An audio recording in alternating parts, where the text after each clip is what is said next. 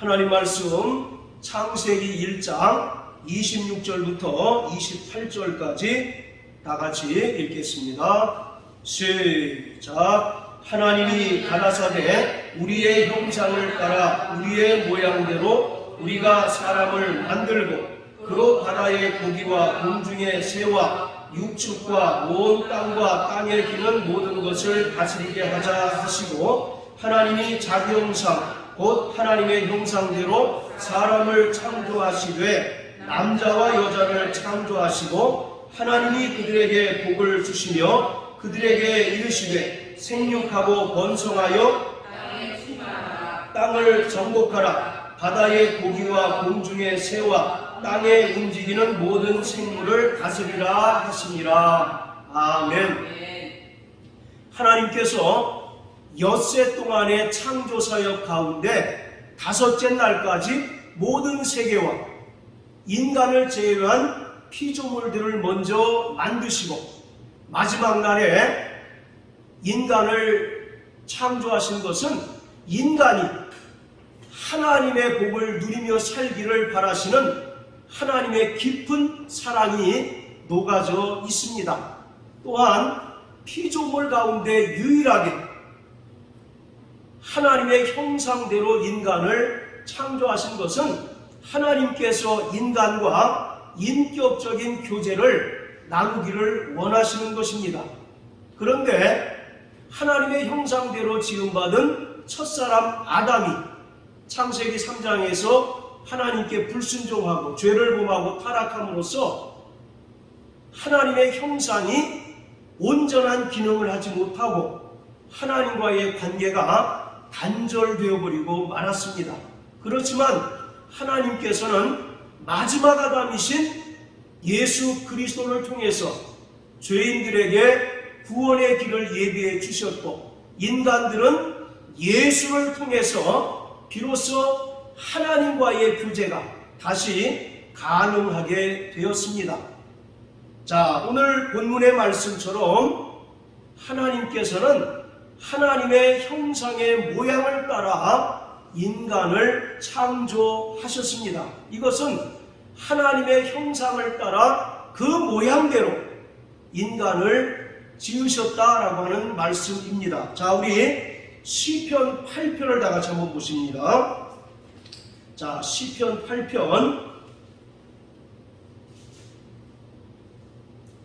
자, 4절 5절 같이 읽습니다. 시작. 사람이 무엇이건대 주께서 저를 생각하시며 인자가 무엇이건대 주께서 저를 권고하시나이까. 저를 천사보다 조금 못하게 하시고 영화와 존귀로 관을 씌우셨나이다. 자, 시편 8편은 지난주에도 말씀드렸던 것처럼 창세기 1장 26절부터 28절까지의 내용을 다윗이 시로 승화한 그러한 내용입니다. 자, 5절에 보면 저를 천사보다 조금 못하게 하셨다라고 말씀하고 있는데, 이것은 천사가 아니라 하나님보다 조금 못하게 지으셨다라고 번역해야 맞습니다. 거기에 천사라고 하는 단어 앞에 관주번호 1번이 달려 있습니다. 그리고 그 밑에 보시면 뭐라고 번역하고 있습니까? 하나님이라고 번역했죠. 그래서 하나님보다 조금 못하게 하셨다라고 이와 같이 번역을 해야 타당합니다. 왜냐하면 이 천사라고 번역한 단어의 히브리어가 엘로힘인데, 이 엘로힘이 여러 가지 의미를 가지고 있습니다. 영혼도 엘로힘으로 표기할 때도 있고, 또 천사도 엘로힘으로 표현할 때도 있고, 더더군다나 하나님은 당연히 엘로힘으로 표현합니다. 그래서 창세기 1장 1절에 태초에 하나님이 천지를 창조하셨다 할 때 이 하나님은 바로 엘로힘으로 표기하고 있어요. 그래서 바로 5절에 천사보다 조금 못하게 하셨다라고 하는 표현은 제가 보기에는 오역에 가깝습니다. 그래서 하나님보다 조금 못하게 하시고 영화와 존귀로 관을 씌우셨다. 이 말을 한마디로 표현하자면 하나님의 형상대로 인간을 창조하셨다라고 말씀하고 있는 것입니다. 자, 다시 창세기 1장으로 돌아가서요. 자, 이와 같이 하나님의 형상과 모양이라고 하는 말은 문자적으로 분명하게 구별되기도 하지만 본질적으로는 차이가 없습니다. 그래서 26절에 보면 우리의 형상을 따라 우리의 모양대로 우리가 사람을 만들었다라고 이렇게 기록하고 있는데 27절에는 하나님이 자기 형상, 곧 하나님의 형상대로라고 이렇게 번역하고 있어요. 그러니까 바로 동일한 의미의 단어를 반복해서 기록함으로 인해서 인간이 하나님의 형상대로 창조된 특별한 존재라는 사실을 강조하고 있는 것입니다. 그리고 인간이 하나님과 가장 닮은 피조물이라고 하는 사실을 강조하고 있는 것입니다. 자, 우리 5장 1절을 다 같이 한번 보십시오. 자, 5장 1절에 보면 아담 자손의 계보가 이러하니라. 하나님이 사람을 창조하실 때에 하나님의 형상대로 지으시되, 여기서 형상이라고 한글에는 표기해 놓고 실제로는 모양이라고 하는 단어에 해당되는 히브리어를 사용을 했습니다. 그러니까 형상이라고 하는 말과 모양이라고 하는 말은 동일한 의미이고 또 그리고 서로 혼용해도 크게 차이가 없는 그런 단어라는 거예요. 그래서 말씀드린 것처럼 형상과 모양이라고 하는 것, 동일한 의미의 단어를 반복해서 기록한 것은 인간이 하나님의 형상대로 지음받은 특별한 존재고 또 피조물 가운데 하나님과 가장 닮은 그러한 존재라는 것입니다. 자, 그렇다면 하나님의 형상이라고 할 때 하나님의 형상은 구체적으로 무엇을 가리킬까요? 일반적으로는 이 하나님의 형상을 인간의 내면적인 요소, 인간의 성품이나 또는 인간의 영적인 요소를 가리킨다라고 이해를 해왔습니다. 왜냐하면 하나님은 영이시기 때문에 육체가 없는 분이시라는 의미에서 이 형상을 하나님의 성품을 닮은 존재로서의 인간 또는 영적 존재로서의 인간으로 그렇게 이해를 했습니다. 그러나 바로 형상이라고 하는 것은 외형뿐만 아니라 또 성품 그리고 인간이 이 땅에서 수행해야 될 모든 기능적인 모든 면을 다 포함한 전인적인 인간의 모습이 하나님과 닮았다라고 하는 그런 의미가 되는 거예요. 골로새서 1장 15절에 보면 예수 그리스도는 보이지 아니하시는 하나님의 형상이다라고 말씀하고 있습니다. 이 말은 예수 그리스도는 인간의 원형이라는 것입니다. 인간 창조의 모델이시고 인간의 원형이에요. 그래서 인간은 하나님의 형상이신 예수 그리스도를 따라서 그 모양대로 창조된 존재입니다. 자, 이해하시면 아멘 하세요. 분명히 성경은 고린도후서 4장 4절에도 그렇고 또 골로새 1장 15절에 보면 그는 보이지 아니하시는 하나님의 형상이시다. 그리고 또 히브리서 1장 3절에 보면 그는 하나님의 영광의 광채시요 본체의 형상이시다라고 말씀합니다. 자, 따라하세요. 예수 그리스도는 보이지 아니하시는 하나님의 형상이시다. 따라서 인간은 예수 그리스도를 모델로 하는 하나님의 형상의 모양대로 이 땅에 지음받은 존재인 것입니다. 그래서 요한복음 1장에 보면 말씀이 육신이 되어 우리 가운데 거하심에 모든 사람들이 다 깜짝 놀랍니다. 아니 어떻게 하나님은 영이신데 육체를 입고 오셨을까? 그리고 또 성육신하신 예수를 바라보니까 여느 인간과 다릅니까? 같습니까? 바로 똑같은 모습을 하고 있다라는 것을 성경은 말씀하고 있어요. 이처럼 인간이 하나님의 형상을 따라 그 모양대로 지으셨다라고 하는 얘기는 하나님의 형상이신 예수 그리스도의 모양을 따라서 인간을 창조하신 것입니다. 왜 그렇습니까? 바로 인간을 하나님의 형상대로 창조하신 것은 인자이신 예수 그리스도께서 오실 길을 예비하시기 위한 것입니다. 로마서 5장 14절에 보면 첫 번째 아담은 오실 자에 뭐라고 되어 있습니까? 표상이다라고 말씀합니다. 표상이라는 말은 모형이라는 뜻이거든요. 그러니까 바로 첫 번째 아담의 그 모습대로 예수 그리스도, 마지막 아담이신 예수 그리스도가 이 땅에 오신다라고 말씀하고 있는 것이에요. 그렇기 때문에 하나님 아버지와 또 그 아들 예수 그리스도의 뜻 안에서 인자이신 예수 그리스도의 길을 예비하기 위하여 인간을 하나님의 형상대로 창조하셨다는 겁니다. 그러니까 인간은 하나님께서 지으신 다른 피조물들과 비교할 수 없는 가장 최고의 피조물이고 또 창조의 절정인 것입니다. 모든 피조물은 다 누구를 위해서 지으셨습니까? 바로 인간을 위해서 지으셨어요. 첫째 날부터 다섯째 날까지 하나님께서 모든 세계를 지으시고 또 동물과 식물을 지으신 후에 마지막 날에 하나님의 형상대로 인간을 지으신 것은 인간이 하나님께서 지으신 모든 피조물들을 이 땅에서 누리고 또 하나님께서 창조의 목적대로 살라고 하신 것입니다. 오늘 이와 같이 인간이 하나님의 형상대로 지음받았다는 것은 다른 피조물들과 비교할 수 없는 하나님의 최고의 걸작품이고 창조의 절정이며 또 최고의 피조물이라고 하는 그런 의미가 담겨져 있는 것입니다.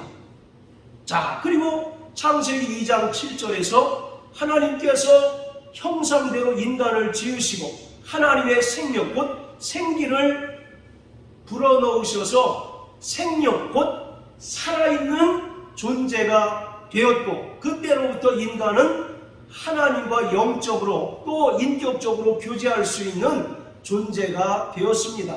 그렇기 때문에 하나님의 형상대로 인간을 지으셨다라고 하는 것은 인간이 어떤 존재인가를 가장 분명하고 가장 명확하게 설명하고 있는 말입니다. 자, 따라하세요. 나는 하나님의 형상대로 지음받은 하나님의 존귀한 자다. 할렐루야. 그래서 아까 시편 8편 5절에 뭐라고 얘기합니까? 저를 천사보다 조금 못하게 하시고 영화와 존귀로 관을 씌우셨다라고 말씀합니다. 여기서 조금 못하게 지으셨다라는 얘기는 하나님과 닮은 존재로 지으셨다라고 말씀하고 있는 거예요. 히브리서 7장 3절에 보면 멜기세덱에 대해서 설명할 때 그는 하나님의 아들과 방불하다라고 이렇게 기록하고 있지 않습니까? 방불하다라는 뜻이 뭡니까? 완전히 똑같지는 않지만 유사하고 거의 비슷한 존재다라고 하는 그런 뜻이거든요. 그래서 구약의 멜기세덱은 신약의 예수 그리스도를 예표하는 그런 이제 존재로 성경에 등장하고 있는 것입니다. 마찬가지로 하나님보다 조금 못하게 지으셨다라고 하는 것은 하나님과 완전히 똑같지는 않지만 가장 닮은 그런 존재로 인간을 지으셨다라고 하는 겁니다. 예수 그리스도는 하나님의 형상이시다라고 하는 말은 하나님과 완전히 하나이신 분이라는 뜻이죠. 그러나 하나님 형상의 모양대로 지음받은 인간은 하나님과 완벽하게 똑같지는 않지만 피조물들 중에 가장 닮은 존재, 하나님과 가장 유사한 그런 존재로 지으셨다라고 말씀하고 있는 것입니다. 그렇기 때문에 하나님의 형상대로 인간을 지으셨다라고 하는 것이 인간을 설명하고 또 인간의 존재에 대해서 이야기할 때 가장 최고의 메시지가 되는 것입니다. 자, 이처럼 성경은 인간을 하나님의 형상대로 지으셨다라고 이와 같이 말씀하고 있는데, 바로 하나님께서 형상대로 지으신 존재는 과연 어떤 존재인가? 성경은 5가지 정도로 하나님의 형상대로 지음받은 인간이 어떤 존재라는 것을 설명하고 있습니다. 그 첫 번째가 하나님의 형상대로 지음받은 인간은 철저히 관계성을 지향하는 존재입니다. 자, 따라하세요. 인간은 관계성을 지향하는 존재다. 쉽게 얘기하면 관계 속에서 살 수밖에 없는 그러한 존재라는 것입니다. 즉 하나님의 형상대로 지음받은 존재라는 말은 상중적인 관계 속에서 사는 그러한 존재라는 것입니다. 자, 창세기 1장 26절에 보면 우리의 형상을 따라 우리의 모양대로 우리가 사람을 만들고 라고 기록하고 있습니다. 우리라고 하는 표현이 몇 번 나옵니까? 3번 나오죠. 그리고 창세기 3장 23절에 보면 저가 우리 중 하나와 같이 라고 이렇게 표현하고 있습니다. 이 우리라고 하는 말은 성경에 삼위일체라고 하는 단어는 명확하게 나타나 있지 않지만 하나님께서 삼위일체이심을 증명하는 최초의 것입니다. 그러니까 우리의 형상을 따라 우리의 모양대로 우리가 사람을 만들고 라고 하는 말은 성경에 나타난 삼위일체 하나님에 대한 최초의 계시고 또 최초의 증거입니다. 그러니까 삼위일체 하나님께서 모든 창조 사역 가운데 합력하시고 또 협력하심으로써 아름다운 창조를 이루셨다는 거예요. 그리고 삼위일체 하나님께서는 서로 내주하시고 사랑의 관계로 함께 하십니다. 자, 이처럼 하나님의 형상대로 지음받은 존재도 사랑의 관계로서 하나님과의 관계, 그리고 하나님의 형상대로 지음받은 이웃과의 관계, 그리고 인간을 위해 창조하신 모든 피조물들과의 관계 속에서 살아가는 그러한 존재라는 것입니다. 죄의 결과가 뭡니까? 하나님과의 관계가 단절된 것이 바로 죄의 결과고 그것이 결국 사망이에요. 하나님께서 인간을 하나님의 형상대로 지으셔서 인격적인 교제를 나누신다는 것은 우리에게 하나님의 생명이 있다는 얘기입니다. 할렐루야. 바로 요한복음 17장 3절에 보면 영생은 유일하신 참 하나님과 그가 보내신 예수 그리스도를 안다라고 할 때 이 안다라는 말은 인격적인 교제를 말하는 거거든요. 그럴 때 우리 안에 하나님의 생명인 영생이 있는 것입니다. 그런데 죄의 결과로 하나님과의 관계가 단절되어 버렸어요. 그게 바로 사망을 의미하고 있는 것입니다. 자, 이와 같이 하나님의 형상대로 지음받은 인간은 수직적으로는 하나님과의 관계 속에서 살아가는 존재입니다. 하나님께서는 인간을 사랑하시고 또 인간은 하나님의 사랑 속에서 그의 말씀에 순종하며 그를 의존하는 그런 관계로 살아가게 되어 있습니다. 그리고 수평적으로는 하나님의 형상대로 지음받은 모든 인간들과 합력하고 또 사랑하고 섬기는 관계 속에서 살아가도록 지음받았습니다. 뿐만 아니라 인간을 위하여 창조하신 모든 피조물들과 아름다운 조화를 이루며 살아가는 그런 존재로 인간을 창조하셨습니다. 그런데 창세기 3장에서 첫사람 아담이 죄를 범함으로 인하여 가장 먼저 나타난 현상이 하나님과의 관계가 단절되어 버리고 말았습니다.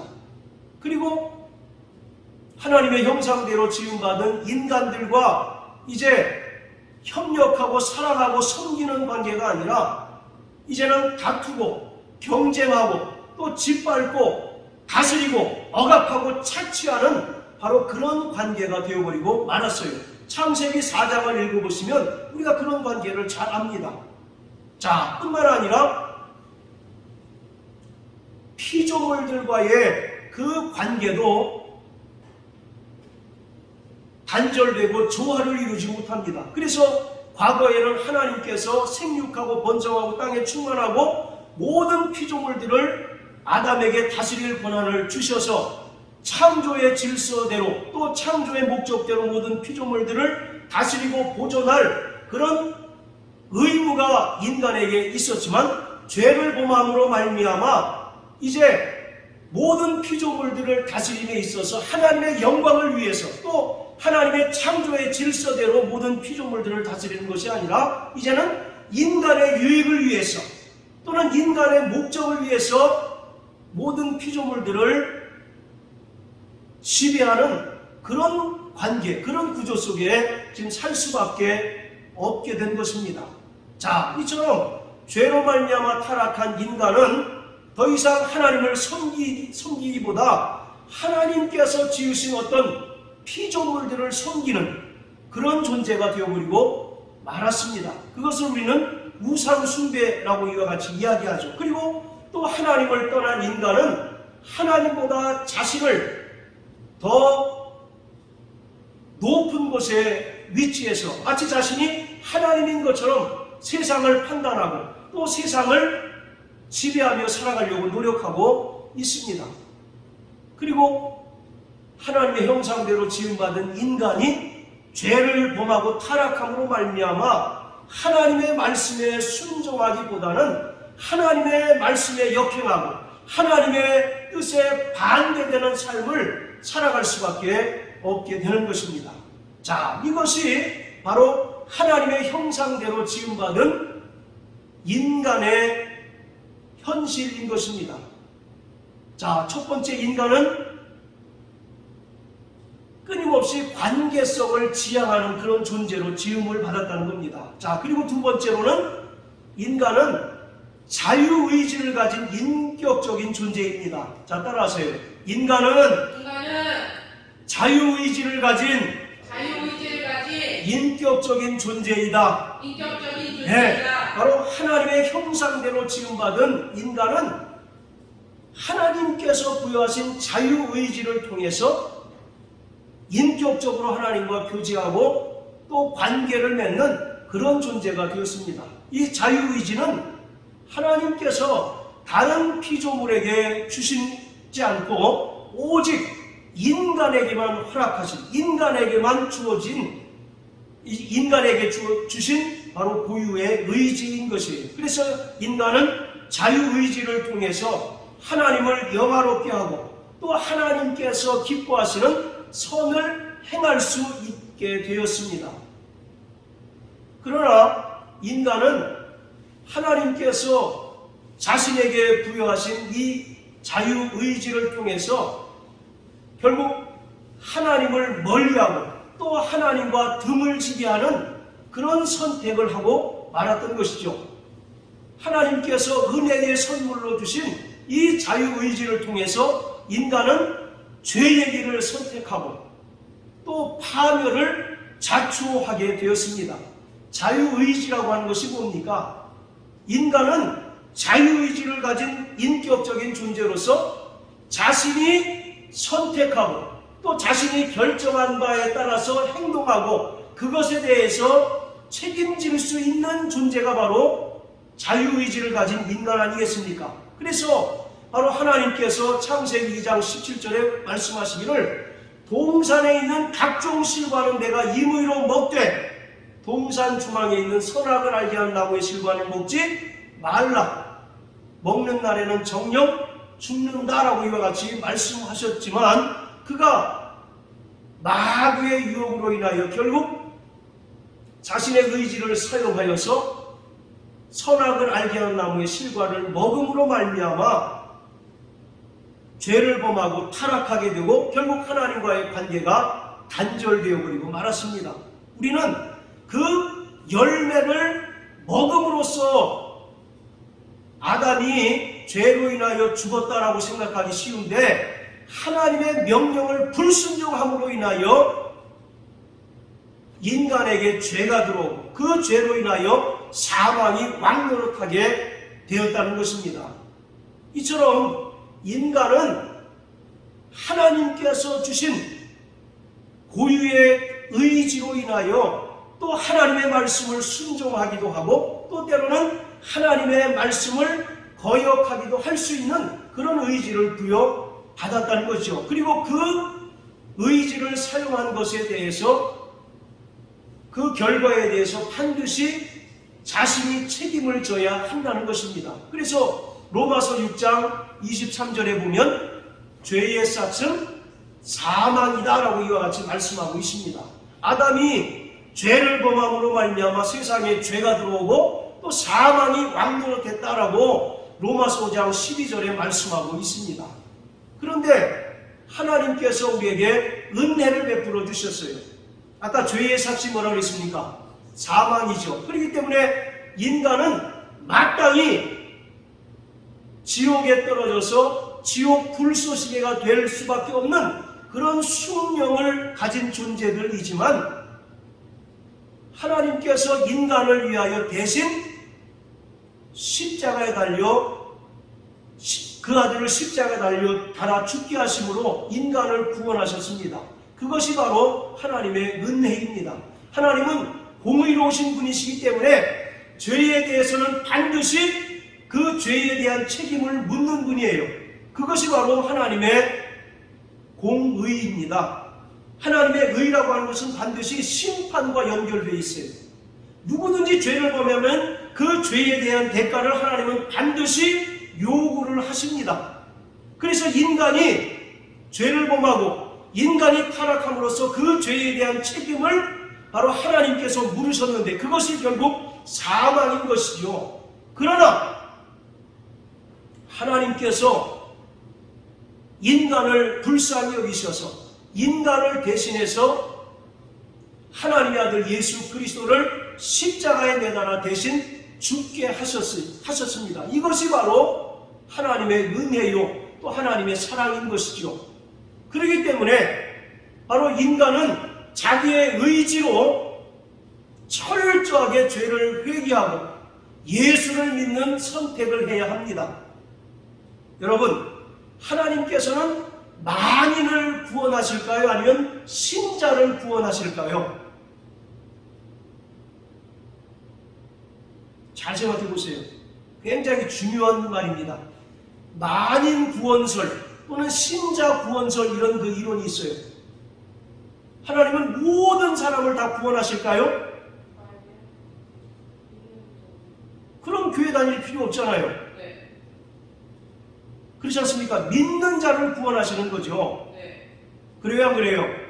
이와 같이 그럼 하나님께서 죄인들을 위하여 그 아들 독생자 예수 그리스도를 이 땅에 보내주셔서 십자가에 매달아 죽게 하셔서 모든 죄를 다 탕감해 주시고 모든 죄를 다 사해 주셨습니다. 그 이후에는 누가 이제 결정을 해야 됩니까? 하나님께서 이제 모든 일을 다 하셨어요. 그러니 우리가 이제 자신의 의지를 사용해서 예수를 믿는 선택을 해야 되는 겁니다. 그것이 바로 자유의지인 거죠.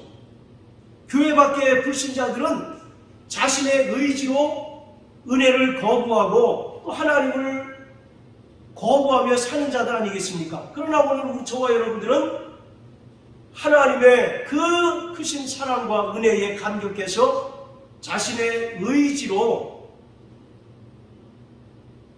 죄를 회개하고 또 예수를 믿음으로 말미암아 구원 얻게 된 것 아니겠습니까?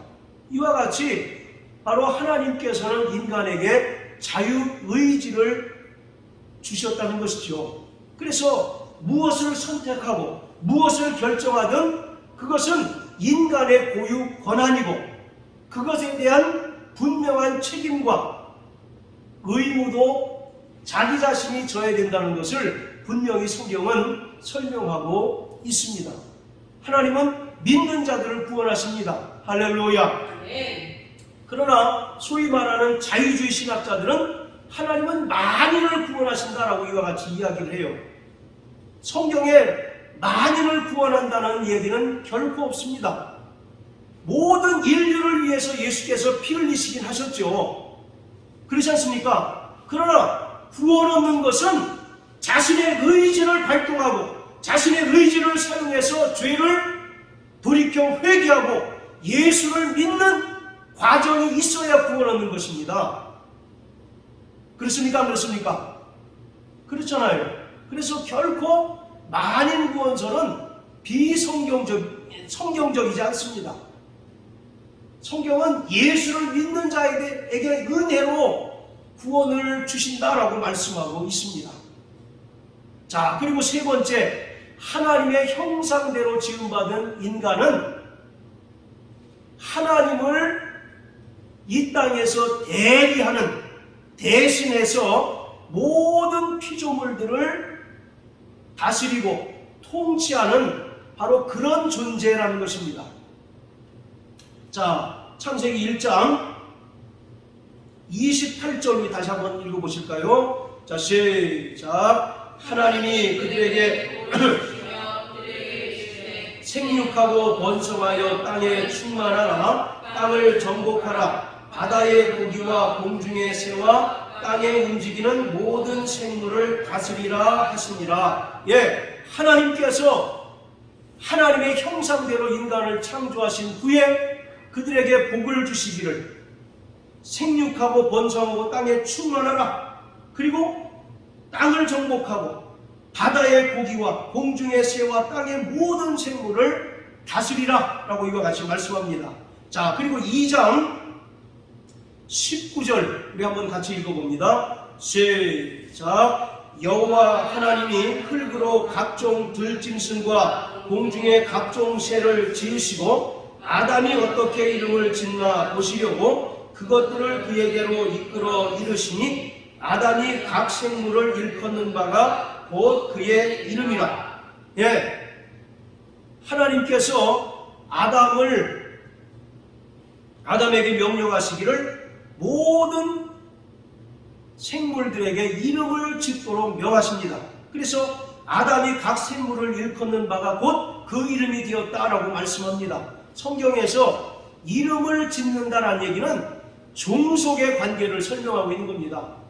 이름을 지어준 사람에게 이름을 지음을 받은 존재는 바로 종속하게 되어 있는 거예요. 그러니까 아담이 각 생물의 이름을 지어줬다는 얘기는 아담이 모든 생물을 다스리고 통치하는 바로 그런 존재라는 것을 설명하고 있습니다.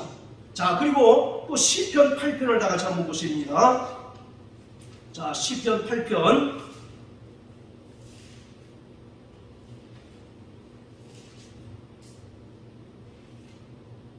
자, 6절부터 우리 9절까지 김 집사님 한번 읽어주십시오. 주의 손으로 만드신 것을 다스리게 하시고 만물을 그발하여 주셨으니 곧 모든 우양과 들짐승이며 공중의 새와 바다의 어족과 해로에 다니는 것이니이다. 여호와 우리 주야 이름이 온 땅에 어찌 그리 아름다운지요. 예, 자, 아까 5절이 어떤 의미라고 그랬습니까? 하나님께서 인간을 창조하시되 하나님의 형상대로 지으셨다라고 하는 의미라고 말씀드렸죠. 네. 그리고 나서 6절부터 하나님께서 주의 손으로 만드신 것을 다스리게 하시고 만물을 그 발 아래 두셨다라고 말씀합니다. 만물을 그 발 아래 둔다는 얘기 무슨 말입니까? 그렇죠. 다스리고 통치한다라고 하는 그런 의미 아니겠습니까? 그래서 정확하게 시편 8편의 내용은 창세기 1장 26절부터 28절까지의 내용을 다윗이 믿음으로 고백하고 있는 시입니다. 창세기 1장에서도 하나님께서 그 형상을 따라서 인간을 창조하시고 생육하고 번성하고 땅에 충만하고 또 모든 것을 다스리라고 명령하셨던 것처럼 지금 시편 8편도 그러한 내용을 설명하고 있습니다. 이처럼 하나님께서는 하나님의 형상대로 지으신 첫사람 아담을 모든 피조물들의 왕으로 임명하셨습니다. 그리고 모든 피조물들을 다스릴 권세를 부여하셨어요. 그렇다고 해서 아담 마음대로 다스리고 마음대로 통치하는 것이 아니라 하나님의 영광을 위해서 또 하나님의 창조의 질서대로 선량한 관리자의 의무를 다하고 다스리고 통치해야 합니다. 그것을 위해서 하나님께서 인간에게 이성을 주셨어요. 그리고 인간에게 언어를 주셨고 또 인간에게 인격을 주셨습니다. 이 이성과 언어와 인격이라고 하는 것은 다른 피조물들에게 하나님께서 주시지 않고 오직 인간에게 주신 능력입니다. 그 능력을 통해서 인간은 이 땅의 모든 피조물들을 다스리고 관리하고 또 보존해야 할 분명한 사명을 맡은 자입니다.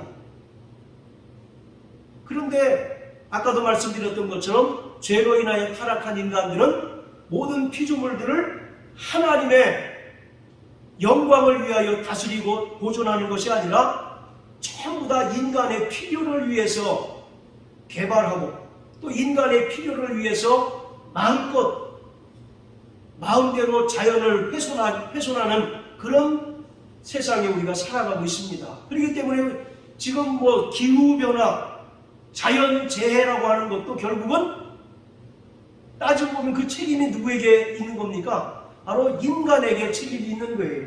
하나님께서 지으신 그 모습대로 그 창조의 질서를 따라서 인간이 다스리고 또 관리했다면 그런 자연재해는 상당 부분 줄어들지 않았을까? 그러나 인간이 자기의 필요를 위해서 난개발하고 생각해 보세요.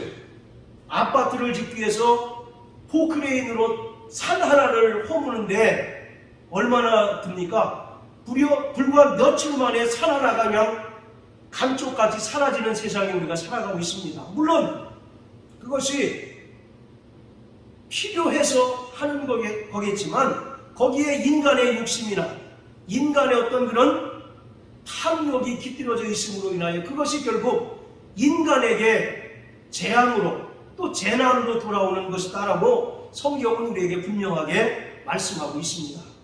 할렐루야. 네. 자, 그리고 하나님의 형상대로 지음받은 인간은 네 번째로 영원을 사모하는 존재입니다. 자, 따라하세요. 인간은 영원을 사모하는 존재다.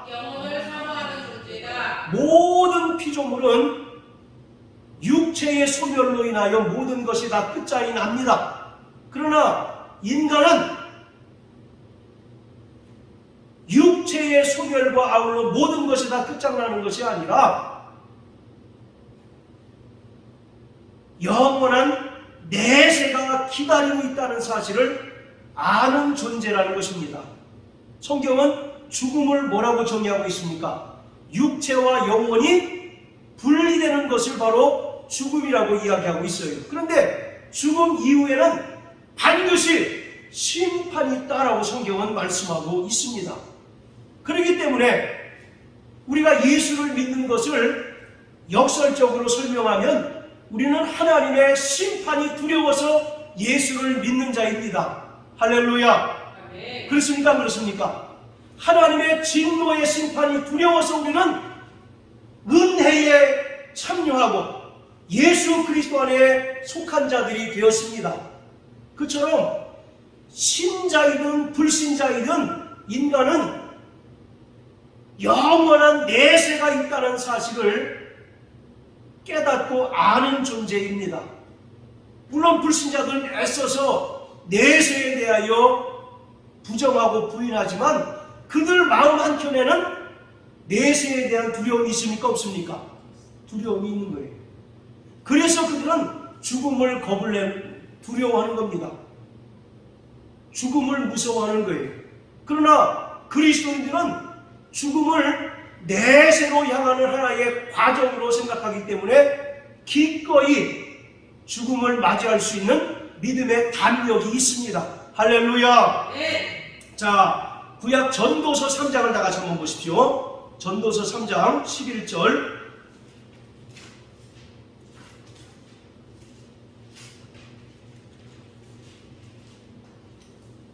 자, 같이 읽습니다. 시작. 하나님이 모든 것을 지으시되 때를 따라 아름답게 하셨고 또 사람에게 영혼을 사모하는 마음을 주셨느니라. 그러나 하나님의 하시는 일의 시종을 사람으로 측량할 수 없게 하셨도다. 할렐루야.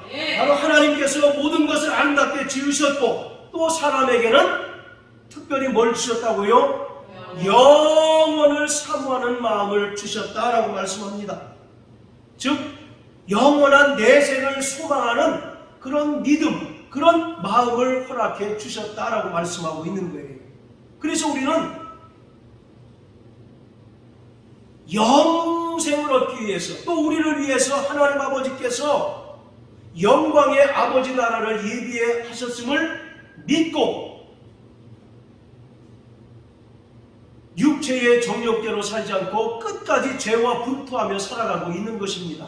오늘 우리에게 하나님의 나라가 없다면 우리가 이렇게 절제하는 삶을 살아갈 필요가 없겠죠. 또 우리가 이 땅에서 죄와 치열하게 싸우는 그런 과정을 겪을 필요가 없을 것입니다. 육체의 정욕을 따라서 마음에 끌리는 대로 살면 얼마나 편하고 아름다운 세상입니까? 그러나 우리는 마치 두 눈 가진 사람들 가운데 외눈박이인 것처럼 세상으로부터 왕따를 당하고 세상으로부터 믿음으로 인해서 조롱을 당할지라도 끝까지 우리가 믿음을 포기하지 않는 것은 우리에게 영원한 내세가 준비되어 있다는 믿음 때문에 그렇습니다. 할렐루야. 바로 고린도전서 15장에 바울은 뭐라고 얘기합니까? 우리에게 부활이 없다면 우리의 믿음도 헛것이고 우리가 전파하는 것도 모두 헛것이고 우리가 가장 불쌍한 자다라고 이와 같이 말씀하고 있어요. 오늘 저와 여러분들의 궁극적인 신앙의 목적이 뭡니까?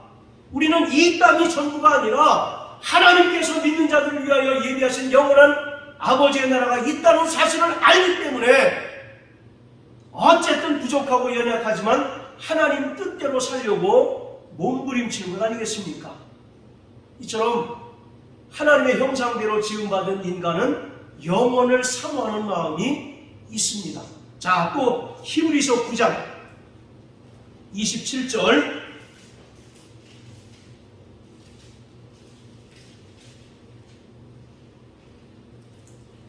자, 같이 읽습니다. 시작. 한 번 정하신 것이요 그 후에는 심판이 있느니라. 자, 여기서 한 번 죽는 것을 보통은 육체적인 죽음을 의미한다라고 이렇게 얘기합니다. 과연 그럴까요? 여기서 한 번 죽는다는 것은 이미 모든 인간은 아담의 죄로 말미암아 첫 번째 사망에 매여 있는 자라는 것을 의미합니다. 그래서 여기서 한 번 죽는 것은 육체적인 죽음이 아니라 바로 영적인 죽음을 말하고 있어요. 에베소서 2장 1절에 뭐라고 얘기합니까? 죄와 허물로 죽은 너희를 살리셨다라고 말씀하지 않습니까? 자, 그리고 우리 김 집사님 아까 시편 8편 4절 한번 읽어주세요. 시편 8편 4절. 사람이 무엇이간데 주께서 그를 생각하시며 인자가 무엇이간데 주께서 그를 공부하시나이까. 예, 거기서 사람이 무엇이간데 할 때 그 사람이라고 하는 말은 죽을 수밖에 없는 존재 또는 유한한 존재라는 그 히브리어 단어 뜻입니다. 그러니까 인간은요, 이 육체는 영원한 존재가 아니라 죽을 수밖에 없는 유한한 존재라는 것을 이미 구약에서 밝히고 있습니다. 그리고 창세기 3장 19절에 하나님께서 아담에게 뭐라고 얘기합니까? 너는 흙이니 흙으로 돌아가라 이렇게 얘기합니다. 그래서 바로 이 육체라고 하는 것은 아무리 건강한 사람이라도 반드시 어떻게 됩니까? 죽는 거죠. 그러니까 성경은 이 육체의 죽음에 대해서 크게 관심을 갖지 않습니다. 왜? 오래 살고 건강하게 살아도 이것은 흙으로 돌아갈 수밖에 없는 그런 존재이기 때문에 육체의 죽음에는 크게 관여를 하질 않아요. 마찬가지로 히브리서 9장 27절에 한 번 죽는 것은 이 말은 첫째 사망입니다. 그리고 그 뒤에 심판이 있다는 얘기는 바로 둘째 사망에 대한 이야기입니다. 할렐루야. 우리는 성경에서 첫째 사망과 둘째 사망이 있음을 분명히 알고 있죠. 둘째 사망이 뭡니까? 지옥 불못에 던져지는 거 아니겠습니까? 하나님의 크고 흰 보좌 심판을 거쳐서 지옥 불못에 영원히 꺼지 않는 지옥 불못에 던져지는 것이 둘째 사망이라고 계시록 20장에 분명히 이야기하잖아요. 이와 같이 인간은 바로 영생과 영벌이라고 하는 그 영원한 내세에 대한 개념을 분명히 가지고 있는 존재입니다. 그것을 애써 부인하고 또 부정할 따름이지 인간 마음 한켠에는 여전히 하나님께서 주신 영혼을 사모하는 마음이 있습니다. 할렐루야. 우리는 정말 영생을 소유한 자인 것을 믿으시기 바랍니다. 그리고 영생이라고 하는 것도 우리가 죽음 이후에 누리는 것이 아니라 이 땅에서 이미 영생을 누리는 것입니다. 그리고 지옥도 이 땅에서 이미 겪고 있는 것이에요. 자, 그리고 하나님의 형상대로 지음받은 존재의 그 의미, 다섯 번째는 인간은 모두 평등한 존재라는 것입니다. 자, 따라하세요. 인간은 모두 평등한 존재다. 모두 평등한 존재다. 네, 왜 그렇습니까? 하나님의 형상대로 지음받은 존귀한 자이기 때문에 그렇습니다. 여기에는 장애를 가진 자이든 건강한 자이든 또는 남성이든 여성이든 그리고 어느 지역에 살든 또 어느 민족에 살든 하나님 보시기에 모두 평등하고 존엄하고 바로 존귀한 자라는 것입니다. 이것을 사회학적으로는 천부인권이라고 이렇게 이야기를 하더라고요. 하늘로부터 인권을 부여받았기 때문에 국가조차도 개인의 인권을 침해할 수 없다라는 것이 천부인권 사상이거든요. 이것을 성경은 미리부터 말씀하고 있는 것입니다. 여러분, 10계명 가운데 살인하지 말라는 계명이 있잖아요. 네. 왜 살인하지 말아야 됩니까? 왜 살인하는 것이 죄입니까? 하나님의 형상대로 지음받은 인간을 죽이는 것은 하나님께서 지으신 그 창조의 목적을 정면으로 위배하는 것이고 하나님을 대적하는 것이에요. 분명히 하나님은 인간을 하나님의 형상대로 지으셨다고 말씀하잖아요. 이처럼 모두 존귀하고 또 하나님 보시기에 존엄한 자인데 하나님의 형상을 가진 자를 죽이는 것은 결국 하나님을 대적하는 것이다 라고 이렇게 말씀하고 있습니다. 그렇기 때문에 우리는 모두 다 사랑하고 또 섬겨야 되는 존재이지 어떤 자는 많이 사랑받아야 될 어떤 자는 천하게 살 그러한 것은 절대적으로 비성경적이다는 것입니다. 자, 이처럼 첫 번째가 뭐였습니까? 네, 자, 따라서 인간은 관계지향성 존재이다. 관계지향성 존재. 자, 그리고 두 번째는요, 자유의지를 가진 인격적인 존재이다. 그가 스스로 선택하고 결정할 수 있는 자유, 그리고 그것에 대해서 책임질 수 있는 자유가 있다. 그리고 세 번째로는 하나님을 대신해서 모든 피조물들을 다스리고 관리하는 그런 존재다. 자, 그리고 네 번째는요, 영원을 사모하는 존재이다. 그리고 마지막 다섯 번째로는 모두 하나님의 형상을 따라 지음받은 존귀한 자로서 평등한 자다라고 이렇게 이야기합니다. 자, 이처럼 하나님은 하나님의 형상대로 인간을 창조하셨습니다. 그런데 그만 창세기 3장에서 우리가 잘 알고 있는 것처럼 아담이 죄를 범하고 타락하게 되었습니다. 자, 그렇다면 우리 안에 있는 하나님의 형상은 아예 파괴되고 소멸되고 없어졌을까요? 아니면 여전히 남아 있을까요?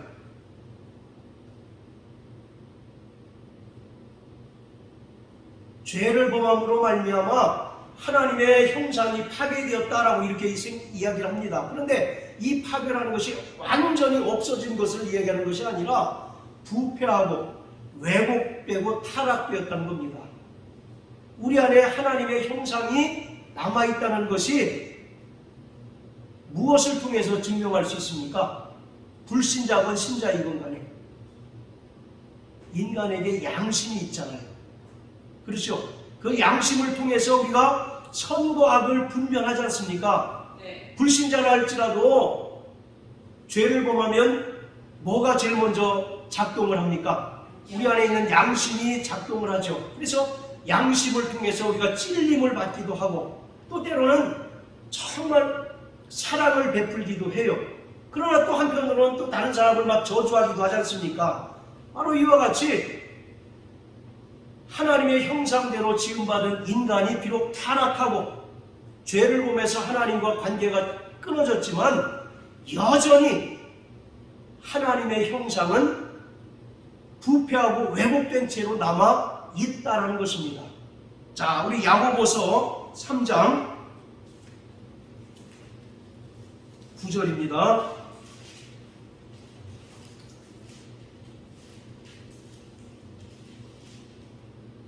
자, 다 같이 읽습니다. 시작. 이것으로 우리가 주 아버지를 찬송하고 또 이것으로 하나님의 형상대로 지음을 받은 사람을 저주하나니. 자, 바로 우리가 한 입으로 하나님을 찬송하고 또 한 입으로 하나님의 형상대로 지음받은 자를 저주한다 라고 이렇게 얘기합니다. 여전히 인간에게는 하나님의 형상이 남아 있는 거죠. 그것이 언제 회복되느냐? 바로 우리가 예수를 믿음으로 구원받고 성령으로 거듭났을 때 하나님의 형상이 회복됩니다. 할렐루야.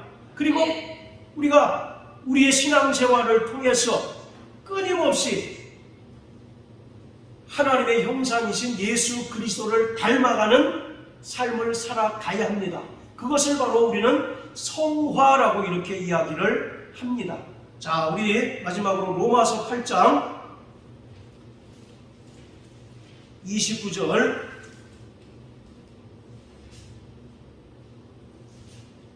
자, 같이 읽습니다. 시작. 하나님이 미리 아신 자들로 또한 그 아들의 형상을 본받게 하기 위하여 미리 정하셨으니 이는 그로 많은 형제 중에서 맏아들이 되게 하려 하심이라. 네, 바로 그 아들의 형상을 본받으라고 말씀하고 있습니다. 예수 그리스도는 하나님의 완전한 형상으로서 예수를 믿고 구원받으며 또 성령으로 거듭난 성도들이 이제 해야 할 일은 끊임없이 하나님의 형상을 회복하고 예수 그리스도의 형상을 본받는 삶을 살아내야 합니다. 그것이 바로 성화의 삶이에요. 성화의 삶을 겪지 않는 자는 결코 하나님 나라에 들어갈 수가 없습니다. 출애굽한 이스라엘 백성들 중에 광야 생활을 온전히 거치지 않은 자는 결코 젖과 꿀이 흐르는 가나안 땅에 들어가지 못한 것처럼 우리가 예수를 믿고 구원받았다 할지라도 그 아들의 형상을 닮아가고 본받는 성화의 과정을 끝까지 인내로서 견디지 못한 자는 영광의 아버지 나라에 들어갈 수가 없습니다. 그렇기 때문에 우리는 날마다 성령을 통해서 예수 그리스도의 인격을 담고 또 예수 그리스도의 성품을 닮아가는 삶을 살아내야 합니다. 할렐루야.